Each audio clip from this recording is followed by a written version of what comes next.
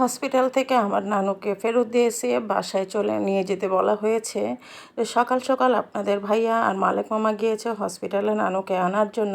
আসসালামু আলাইকুম, বন্ধুত্বের মিষ্টি বন্ধন থেকে আমি আফরিন বরিশাল থেকে বলছি। সবাই কেমন আছেন? আশা করছি দেশ ও দেশের বাহিরে যে যেখান থেকে বসে আমাদের আজকের ভিডিওটা দেখছেন সবাই সুস্থ আছেন, ভালো আছেন।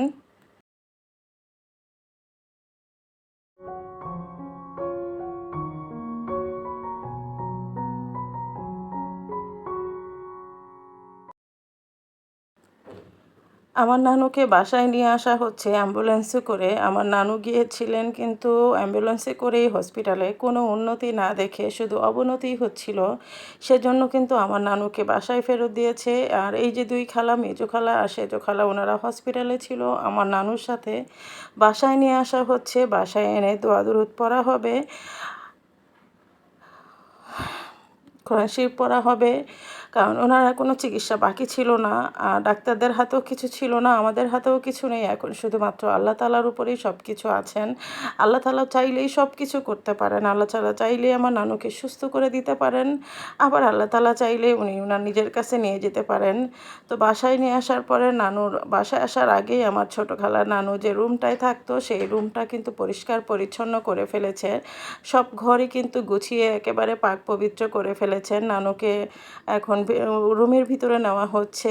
এরপরে আমরা সবাই নামাজ শেষ করে নানুর পাশে দোয়া দরুদ পড়তে বসে যাব, যেন আল্লাহ তাআলা আমার নানুকে শান্তিতে রাখতে পারেন, আমার নানুর যেন ভালো হয়। আল্লাহ তাআলা যাই করেন যেন ভালোর জন্যই করেন। ওখানে আমার খালাতো দুই ভাই আর আমি বসে কোরআন পড়ছিলাম, আর সবাই কিন্তু দোয়া দরুদ পড়তেছিল।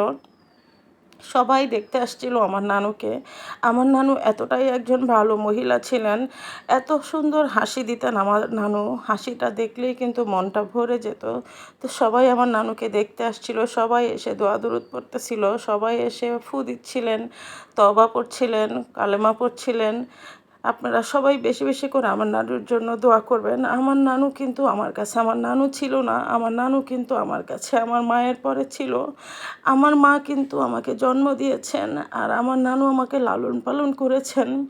তো আমার নানু কিন্তু অনেক কষ্ট করেছেন আমার জন্য, আমাকে অনেক যত্নে লালন পালন করেছেন। কারণ আমি আর আমার ছোটো খালা কিন্তু এক সমবয়সী, আপনাদেরকে আমি আগেও ভিডিওতে বলেছি। তো এখানে মালেক মামা আর আপনাদের ভাইয়া কিন্তু নানুকে কালেমা শাহাদাত পড়াচ্ছিলেন, কালেমা পড়াচ্ছিলেন, তওবা পড়ছিলেন। আমার নানুর অবস্থা কিন্তু ভালো নেই। যতটুকু ভিডিও করা যায় আপনাদের সাথে শেয়ার করেছি। আপনারা আমার প্রিয় ভাই বোন, যে যতটুকু আপডেট দেওয়া যায় সেইটুকু আমি আপনাদের সাথে শেয়ার করেছি। আমার নানু অনেক ভালো মানুষ ছিল, সবাই কিন্তু আমার নানুর জন্য দোয়া করবেন।